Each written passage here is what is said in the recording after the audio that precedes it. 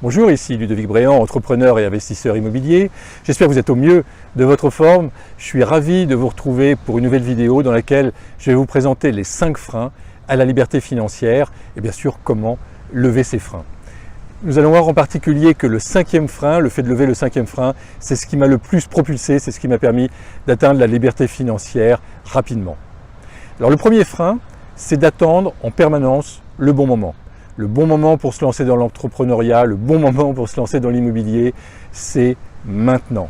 Donc le meilleur moment pour se lancer, c'est maintenant parce que sinon les regrets risquent d'arriver et c'est pas utile de multiplier les formations, les connaissances.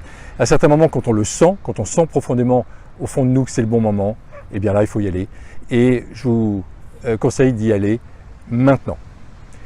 Le deuxième frein, c'est d'être négatif. En France, c'est vrai qu'on s'imprègne, on baigne souvent dans un état d'esprit pessimiste ou négatif. Et le fait de côtoyer des personnes qui sont en permanence dans la critique, on le voit en ce moment avec le mouvement des Gilets jaunes, il y a un pessimisme ambiant. Des gens qui nous disent que les entrepreneurs sont des voleurs, que dans l'immobilier ce sont des voyous, que l'argent c'est mal. Eh bien, ça finit par nous influencer. Donc oui, on peut comprendre que l'insatisfaction monte aujourd'hui chez un certain nombre d'entre nous. On peut comprendre que ces personnes sont dans des conditions très précaires, mais ne nous laissons pas influencer par les personnes négatives. Donc ayons notre but, notre vision et avançons un pas après l'autre. Le troisième frein, c'est se centrer en permanence sur les économies. Moi, j'ai vu des personnes faire 10 km pour économiser 3 ou 4 euros d'essence, ou j'ai vu des personnes économiser sur le prix d'un livre ou sur une formation.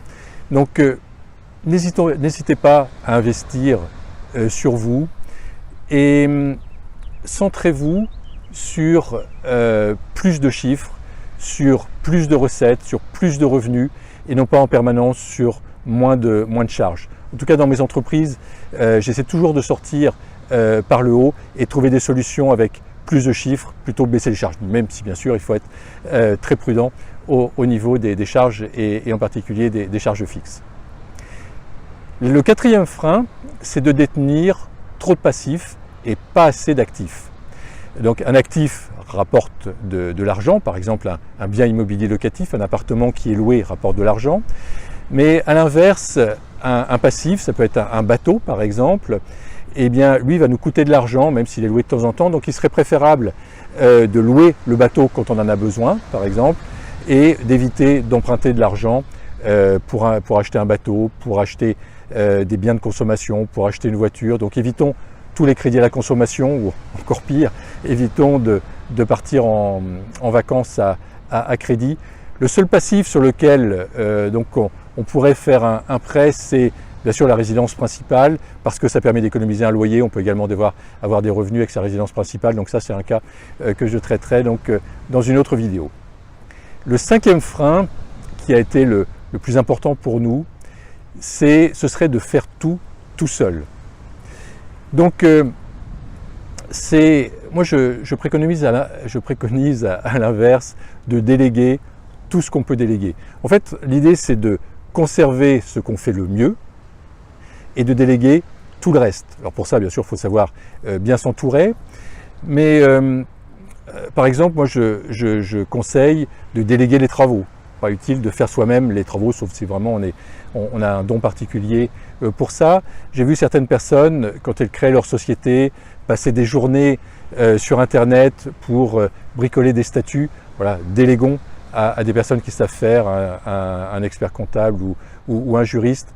Donc évitons de vouloir tout faire nous-mêmes et déléguons tout ce qu'on peut déléguer.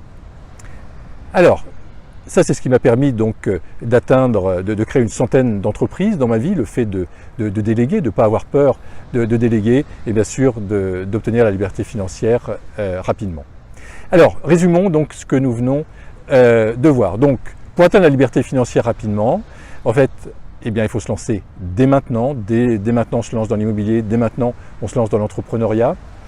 On évite de se faire polluer par le pessimisme ambiant, on reste focalisé sur notre objectif et sur le positif. On évite de penser constamment en termes d'économie, on pense plutôt en termes de chiffre d'affaires supplémentaire, en termes de profits supplémentaires.